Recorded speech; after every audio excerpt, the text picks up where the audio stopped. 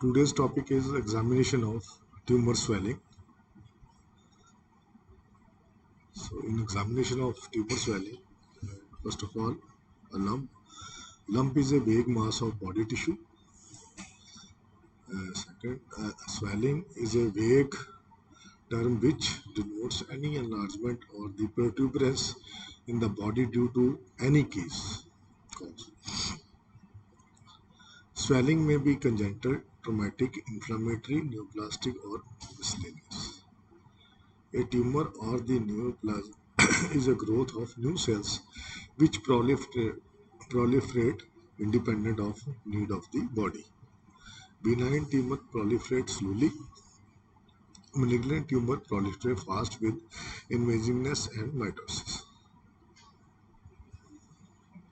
So the picture is showing the swelling.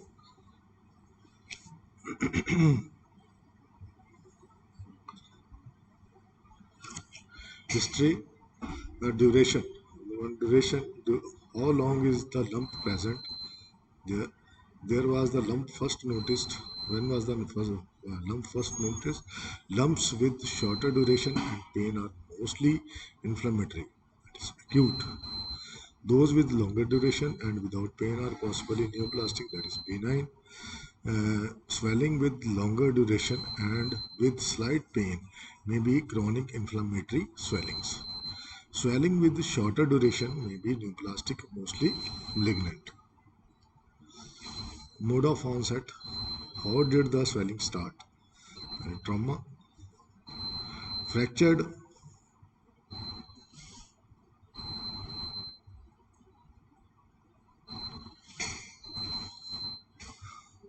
Trauma. Fractured displacement of bone. Dislocation of the joint or hematoma. Developed spontaneously and grown rapidly with severe inflammation. With a severe pain, that is the inflammation.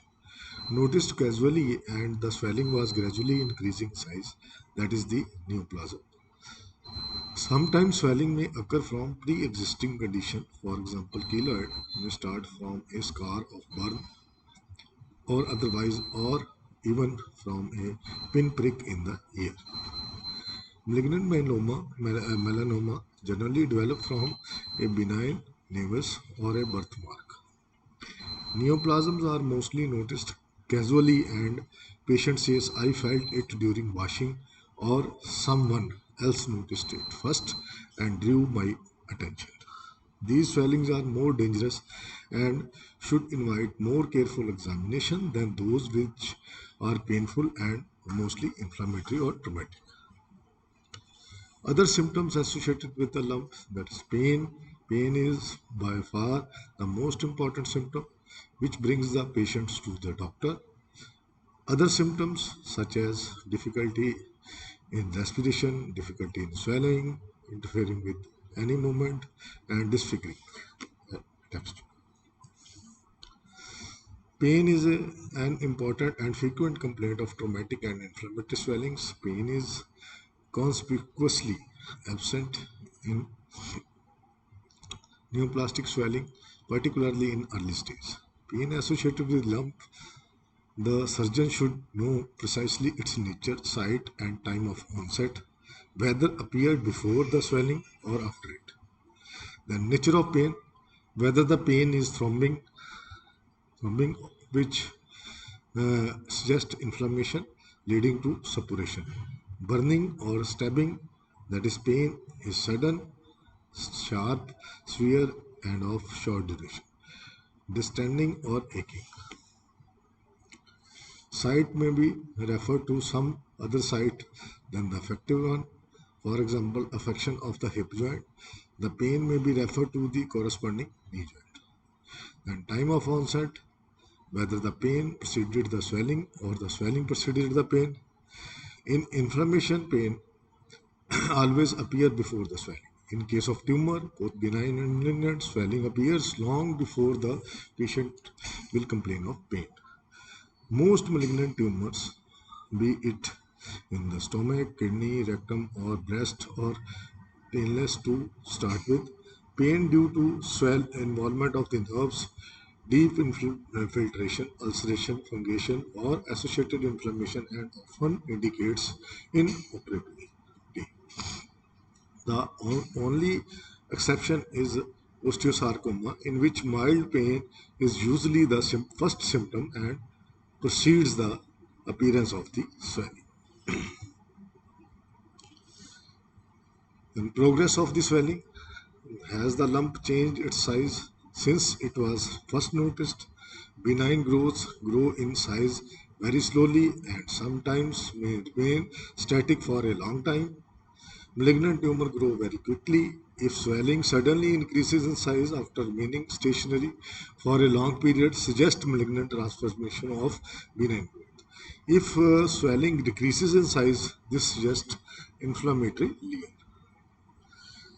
Any change in the surface or inconsistency of the swelling. Exact size site. In case of fuse swelling, the surgeon may be confused from which structure the swelling appeared. The patient may help the surgeon by telling him the exact site from which the swelling originated. Fever. Whenever, whether the patient ran temperature along with the swelling or not, just inflammatory swelling. Abscess anywhere in the body may be associated with the rise of the body temperature. Typical example being axillary abscess, gluteal abscess, ischiorectal abscess, etc. Pyogenic lymphadenitis is often associated with the fever. Sometimes Hodgkin disease, renal carcinoma, etc. also etc. are also associated with the peculiar fever. Presence of the other lumps. Whether the patient ever had or has any other lump, and that is in this case, in this picture, there are more than one swelling. Neurofibromatosis, diaphyseal ectasis, etc. Will always be have a multiple swelling. This is the neurofibromatosis.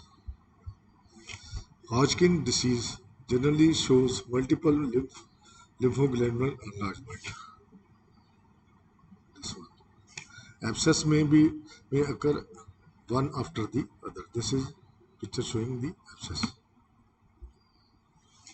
Secondary changes such as softening, ulceration, fungation, inflammatory changes, etc. Impairment of function, particularly of the limb or the spine, may be associated with the swelling near about. Nature of the loss of movement and intensity of it, and how much of it is due to the swelling. An osteosarcoma near joint may cause partial or total loss of the knee joint movement. A cold abscess from the Cary spine will cause limitation of the movement of the spine. Recurrence of the swelling. If swelling recur after removal, this often indicates malignant change in the benign growth. The primary tumor was a malignant one. For example, recurred, Paget's recurrent fibroid. Cystic swelling may recur if the cyst wall is not completely removed. Loss of body weight. This indicates a malignant growth or a cold abscess with generalized tuberculosis and past history of similar swelling or recurrence of the swelling. Past history of syphilis or tuberculosis may offer clue to present swelling. Personal history, habit of eating betel leaf, betel nut, slate lime or tobacco, etiological factor for growth in the mouth, tongue, cheek or lip. Suta cancer of hard palate is seen in women who smoke cigars with burning end in their mouths. Kidney cancer occurs due to mixture of lime and tobacco kept in gingival sulcus. Family history of the diseases with familial incidence. Tuberculosis, von Rocklin-Hosson disease, many malignant tumors often recur among family members. The patient should be looked at as a whole. Coaxia or malnutrition may be the obvious in first look. Abnormal attitude due to swelling like osteogenic sarcoma. pressing on the nerve leading to the press of the or paralysis of the distal limb, or swelling may be displaced fracture or dislocation, limb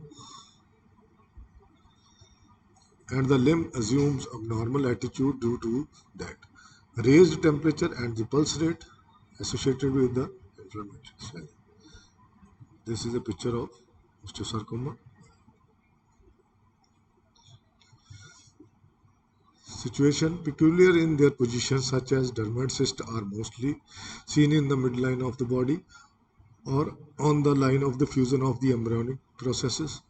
For example, at the outer canthus of the eye, that means on the line of the fusion between the frontonasal process and the maxillary process, or post-auricular derma on the line of fusion of the mesodermal hillock with which form the pinna. Note the extent of swelling in the vertical and the horizontal direction on the case note. Color. Black color of the benign nevus and melanoma. So this is the black color of the benign nevus. Red or the purple color of the hemangioma, where according to whether it is an arterial or venous, hemangioma. So this is showing hemangioma. Bluish color of the ranula. This is ranula. Are obvious and diagnostic. Shape, whether it is ovoid, pear-shaped, kidney-shaped, spherical or irregular, a swelling cannot be circular, as we do not know about the deeper dimension of the swelling. So it is wiser to say spherical to describe the swelling. Size, on inspection we shall miss the deeper dimensions, but shall have the other two dimensions, the vertical and horizontal dimension. On inspection, it may be difficult to have a clear idea about the surface of the swelling, but in certain swellings, the surface may be very much obvious and diagnostic. For example, cauliflower, surface of the squamous cell carcinoma, irregular numerous branched surfaces of the papilloma. Edge may be clearly defined or indistinct, may be pedunculated or sessile. Number. Some are always multiple, such as diaphyseal ectasis, neurofibromatosis, multiple glandular swellings, etc. Some are more solitary, that is, for example, lipoma, dermoid cyst. Pulsation. Swelling rises from the arteries are pulsatile. For example, aneurysm and vascular growth, such as carotid body tumor.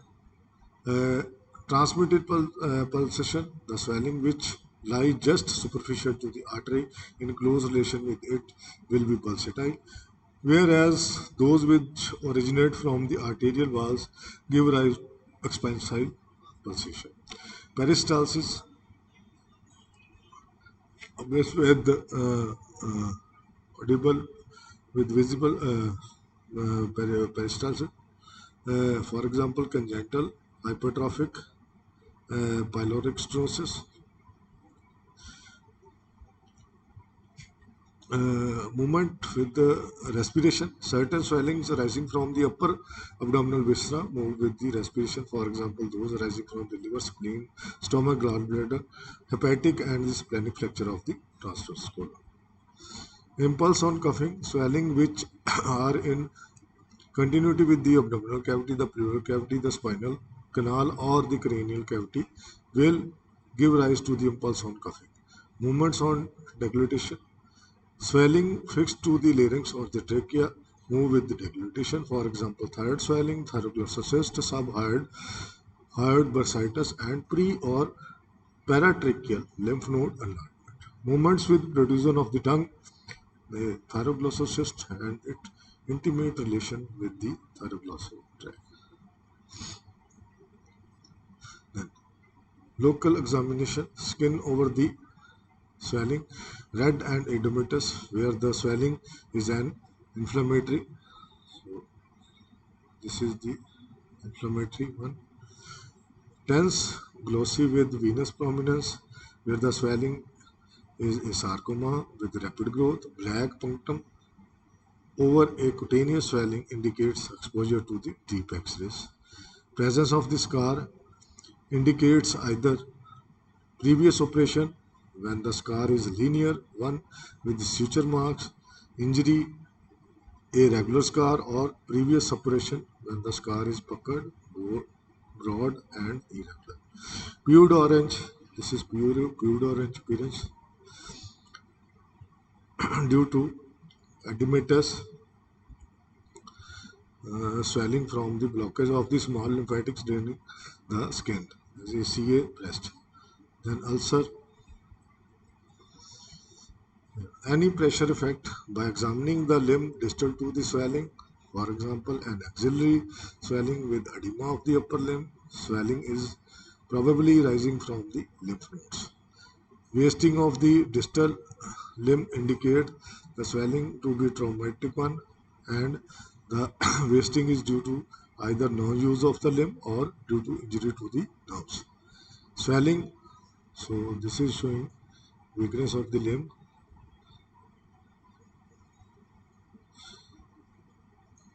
Swelling at the neck with venous engorgement give rise to suspicion of possibility of the retrosternal progression of the swelling. So this is venous engorgement at the neck. Temperature, local temperature raised due to excessive vascularity of the swelling.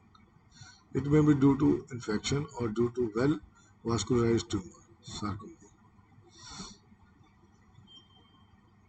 Temperature of the swelling is best felt by the back of the fingers. This is venous prominency, showing the venous prominency due to high vascular tumor. Tenderness, this is a sign which is elicited by the clinician. Keep an eye on the patient's facial expression while palpating the swelling to note whether this is give rise to pain or not. Inflammatory swelling are mostly tender, whereas neoplastic swellings are not tender. Size, shape, and extent have an idea about the deeper dimension of the swelling, which remains unknown in inspection. Mention in centimeters the vertical and horizontal diameter and should be sketched on the history sheet clearly, indicating the position of the swelling as well. Find out the whole extent of the swelling. If a portion of the swelling disappears behind a bone, it should be clearly mentioned and its importance cannot be too impressed to the students. Surface, with the palmar surface of the fingers, the clinician should palpate the swelling surface of the swelling to its entirety. The surface of the swelling may be smooth, maybe, as in cyst, lobular with the smooth bumps, as in lipoma, nodular, a mass of the matted lymph node, or irregular and rough, as in carcinoma. Sometimes the surface of the lump may be varied according to variable consistency. Edge, the neoplastic swelling and the chronic inflammatory swelling have well-defined margins, benign growth, smooth margins, whereas malignant growth have irregular margins. Acute inflammatory swelling have ill-defined or indistinct margin, merging imperceptibility and perceptibly into the surrounding structures. The margins are palpated by the tips of fingers. So this is the method shown in number 1 and number 2. You can feel the margin. Swellings with well-defined margins tend to slip away from the fingers. Consistency depends on what it made up of. Uniform consistency, it give a clue to which anatomical structure is derived from. May be soft, For example, lipoma, cystic, for example, cysts and chronic abscesses, only one with liquid within itself. Firm, that is fibroma, hard but yielding, that is chondroma. Bony hard, for example, osteoma, or stony hard, for example, carcinoma. Gaseous swelling, for example, gas gangrene. Surgical emphysema, a crepitus may be heard. Variable consistency often indicates malignancy, either carcinoma or sarcoma. Swelling is molded or not to pressure. Contents in the pultaceous or putty-like material, for example, sebaceous cyst or a dermite. Pits on pressure, there is edematous tissue, and most often the swelling is inflammatory one. Fluctuation fluctuates when it uh, contains liquid or gas. Test, tested by one finger of each hand. This is this picture showing how to palpate it. Sudden pressure is applied on one pole of the swelling. This will increase pressure within the cavity of the swelling and will be transmitted equally at right angle to all parts of its wall. If another finger of the other hand is placed on the opposite pole of the swelling, the finger will be raised passively due to increased pressure within the swelling. This means the swelling is fluctuating. This test should always be performed in two planes at right angle to each other. A fleshy muscle sometimes show fluctuation at right angle to its fibers, but not along the line of its fiber. The two fingers should be kept as far apart as the size of the swelling will allow. Swelling which is freely movable, it should be held fixed with the thumb and forefinger of one hand, while the swelling is compressed on both poles by the thumb and the fingers of the other hand. In case of very small swelling, by simply pressing the swelling at its center, the swelling containing fluid will be softer at the center than its periphery, while a solid swelling will be firmer at the center than its periphery. This test is, is known as Paget's test. Another method is to keep two fingers of the left hand on the swelling as so as to fix it and are called the watching fingers. The right index finger is used displacing finger to press on the swelling to displace the fluid inside the swelling which is felt by the watching finger.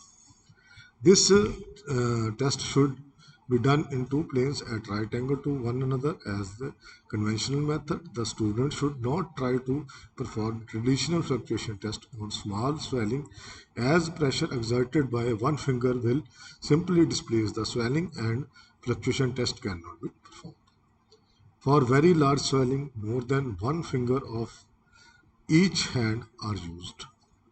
Two or even three fingers may be used for providing pressure, displacing finger, and palmar aspect of four fingers of other hand may be used to perceive the movement of the displaced fluid, that is watching fingers. Very soft swelling, sometimes sealed, false positive sense in fluctuation test. The swelling which can be included in this list are lipoma, myxoma, soft fibroma, vascular sarcoma, etc. But if the students become careful while performing the fluctuation test, they will easily realize that these swellings yield to pressure but fail to expand in other parts of the swelling like a true fluctuant swelling. Fluid thrill, a swelling containing fluid, a percussion wave is seen to be conducted to its other pole when one pole of it is tapped as done in percussion. In case of big swelling, this can be demonstrated by tapping the swelling on one side with the two fingers while the percussion wave is felt on the other side of the swelling with palmar aspect of the hand. In case of small swelling, three fingers are placed on the swelling and middle finger is tapped with the finger of the other hand as done in percussion. Translucency. Swelling can transmit light through it. For this, it must contain clear fluid, water, serum, lymph, plasma, or highly refractile fat. A swelling may be fluctuant as it contains fluid but may not be translucent. When it contains opaque fluid such as blood or pultaceous material, dermide or the species cyst, to carry out this test, darkness is essential, achieved by a roll of paper which, which is held in on one side of the swelling, while a torch light is held on the other side of the swelling. The swelling which are likely to give rise to impulse on coughing are those which are in continuity with the abdominal cavity, hernia, ileoceras, and lumbar abscesses. Those which are in continuity with the pleural cavity, the empyema and necessitasis, and those with which are in continuity with the spinal canal or cavity, spinal or the cranial meningocele. The swellings is grasped and patient is asked to cough. An impulse is felt by grasping hand. In case of children, this examination is performed when they cry. Reducibility. Swelling reduces and ultimately disappear when it pressed upon feature of hernia, lymph varix, varicocele, cephalovarix, meningocele, etc. are also reducible partly or completely. Compressibility. Swelling can be compressed but would be would not be disappeared completely, may not have connection with the abdominal, pleural, spinal or cranial cavity. Swelling or swellings are liquid filled and are mostly vascular malformations, arterial, capillary or venous hemangiomas and lymphangiomas. The swelling immediately reappear as soon as the pressure is taken off. And pulsatility. If it arises from an artery, expansile pulsation. If it lies very close to an artery, transmitted pulsation. Or if the swelling is very vascular one, then telangiectasis sarcoma. Two fingers, one from each hand, are placed on the swelling as far apart as possible. If the two fingers are raised with each thumb of the artery, the swelling is a pulsatile. When the two fingers are not only raised but also separated, which with each beat of the artery, the pulsation is said to be an expansile one. When the two fingers are only raised but not separated, the pulsation is said to be transmitted. In case of pulsatile swelling of the abdomen, the patient is placed in the knee elbow position to determine whether it is an aneurysm of the abdominal aorta. A tumor lying in front of the abdominal aorta transmitted pulsation in this position, pulsation ceases. Fixity of the overlying skin, which originate from the skin, for example, papilloma, epithelioma, species cyst, will be fixed to the skin. They will very invariably move along with the skin unless they are fixed to the underlying structures by malignant infiltration, that is epithelium. The skin made to move over the swelling. If it is fixed to the skin will not move. The skin over the swelling is pinched up in different parts. When the skin is not fixed, it can be easily pinched up, which may not be possible when swelling is fixed to the skin. So, in this case, the swelling is fixed to the overlying skin. Relations to the surrounding structures. Firstly, the structures from which the swelling is originated, and secondly, whether the swelling is confined to its original structure or has invaded the other structures. Arising from the subcutaneous tissue are free from the overlying skin and from the underlying contracted muscles. If the lipoma is pushed sideways, the skin will be seen puckering in some places over the tumor. This is due to presence of some fibrous strand extending from the capsule of the tumor to the overlying skin. Relations to the surrounding structures. uh, Even if the tumor is fixed to the underlying deep fascia and muscle, the tumor cannot be moved sideways. But if the underlying muscle is made taut, the tumor cannot be moved if it is fixed to the muscle. Arising from the deep fascia will not be as mobile as those arising from the subcutaneous tissue. But it is very difficult to find out whether the tumor is fixed to the deep fascia or not, as this fascia cannot be made taut apart from the muscle. In case of tumor rising from the muscle, the swelling can be moved with the muscle relaxed. So patient should be asked to carry out such movements against resistance to throw the particular muscles into the contraction. When the tumor is rising from the overlying subcutaneous tissue but is fixed to the muscle, the tumor will be more prominent and cannot be moved along the line of the muscle fiber. If the tumor is incorporated in the muscle, it will be fixed and its size will be diminished as soon as the muscle becomes taut. If the tumor lies deep to the muscle, it will virtually disappear as soon as the muscle becomes taut.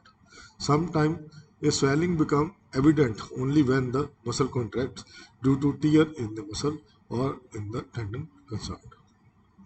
Connection with the tendon of the muscle move, moves along with the tendon and become fixed when the muscle is made taut against the resistance. Connection with the vessels and the nerve do not move along the line of the said vessel or the nerve but move a little extent at the right end to their axis. Connection with the bone is absolutely fixed even when the overlying muscle is absolutely relaxed and cannot be moved apart from the. So these are the pictures showing the. In this, it is swelling arising from the nerves. This is swelling from the periosteum, and this is also. And this is from the muscle. State of the original lymph node. Examination of the draining lymph node, particularly area from the tumor, is originated. When the renal lymph nodes are enlarged, examine the other group of lymph nodes to exclude the generalized lymphadenopathy. Its sole place to find out the presence of the gaseous content within the swelling resonant node over a hernia to elicit slight tenderness, that is Brodie's abscess. Hydrated thrill, case of hydrated cyst. The index finger and the ring finger of the left hand are placed on the surface of the swelling so that the middle finger rests on the dome of the swelling, and the other two fingers are placed as part as the swelling of as part as the size of the swelling will permit. The right middle finger is used to percuss on the middle finger, and sensation of the thrill is felt by the other two fingers. This is due to displacement of the daughter cyst in the fluid of the mother cyst and then strikes back the wall of the mother cyst to produce the typical hydrated thrill. Auscultation. All the pulsatile swelling should be auscultated to exclude presence of any bruit or murmur. Machinery murmurs is heard in an aneurysm larynx. Measurement. This is important not only to find out increase in swelling at definite interval but also to find out if there is any wasting distal to the swelling. Movement. Examine the movement of nearby joint to exclude any impairment. The this should be noted in the history sheet and is of particular importance to find out if the swelling has involved the joint or not. Examination for the pressure effect. Swelling will inevitably exert pressure on the surrounding structure, may press on the main artery, the nerves may be affected, the presence on the adjacent bone by eroding it, seen in aneurysm and the dermoid cyst on the skull. General examination, it is very much tempting while examining a swelling to do all the swelling and forget about the rest of the body. This will lead to innumerable misdiagnoses, so one must examine the patient as a whole. In case of malignant swelling, give an idea about the site of the metastasis, if any. Complaining of cough, hemoptysis, or pain in the chest for pulmonary metastasis, the chest should be examined very carefully for the presence of the consolidation and the pleural effusion. Liver should always be examined, as this may be uh, may be the organ affected by the metastasis. Abdomen examination to rule out the exclude the possibility of peritoneal metastasis. The spine, the pelvis, the trochanter of the femur, the skull should be examined to exclude bony metastasis. If the swelling is suspected to be a gamma or the condyloma, the patient should be examined generally to find out other syphilitic stigmas. In case of lymph node enlargement, one should always examine the other groups of lymph node to find out the cause of the lymphogranular enlargement. Benign tumors grow slowly, are encapsulated, move freely. Fibroadenoma of the breast, better known as breast mouse, hardly infiltrate the surrounding tissue and never metastasize either to the lymph node or to the distant organ. These tumors may undergo secondary changes of which malignant transformation seem to be commonest. So this is benign one, this is malignant one.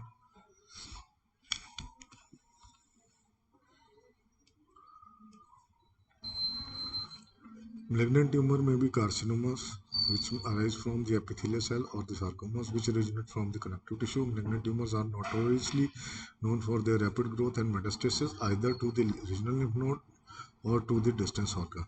Secondary changes such as the ulceration and degeneration may be noticed in the malignant growths. Keep in mind that the pain is conspicuous by its absence in the malignant growths, barring osteosarcoma where the pain precedes the swelling. Difference between the benign and malignant occurs at younger age. Benign tumor uh, seen usually above the age of for above 40 years of age, but may occur at the younger age. Symptom duration slow growth, and in malignant it is rapid growth. In benign the pain usually absent. In malignant may be painful at late stage, barring osteosarcoma, which is painful from the beginning. Loss of weight never seen. A feature of it is feature of the malignant growth. Loss of function usually not. In malignant seen quite early. In benign sign cachexia, anemia and loss of weight usually absent. In malignant it is usually present. Mobility freely mobile in benign, fixed early due to infiltration malignant. Surface usually smooth in case of benign and usually irregular in malignant. Margin definite and smooth in case of benign and not definite and irregular in case of malignant. Consistency usually firm in case of benign. It is either hard or of varying consistency in malignant. Pressure effect usually absent in benign. It is often present in malignant. Regional lymph nodes not enlarged in benign, early involved and enlarged in malignant. Distance metastasis almost never seen in benign. In malignant, a feature of malignant growth, a late feature.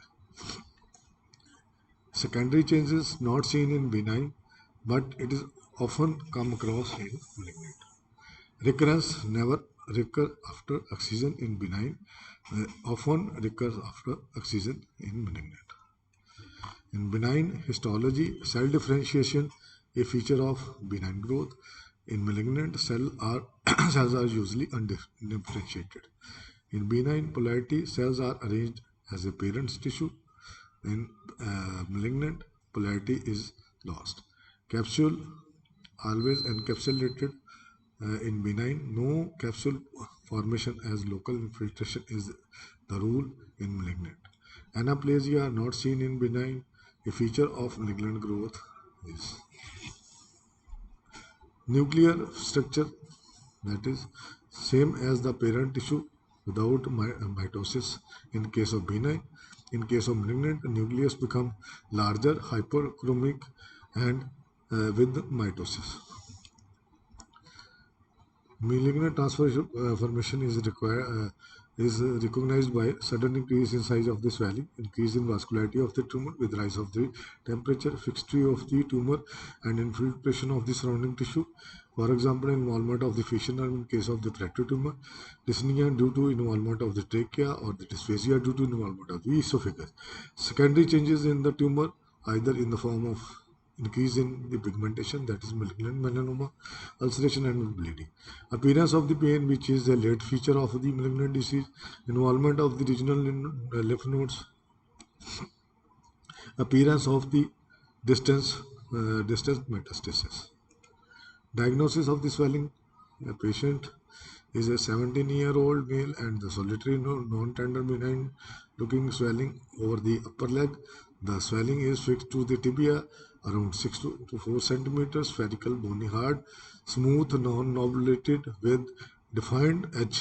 The swelling is non-fluctuant, non-compressible or the reducible, non-pulsatile, and does not transilluminate. The overlying skin and the muscle is not fixed, rather tethered to the swelling. Look for the solitary multiple lesion type of the bone, flat bone or long bone or flat bone, site affected metastasis, diaphysis or epiphysis. This is the case scenario. Thank you.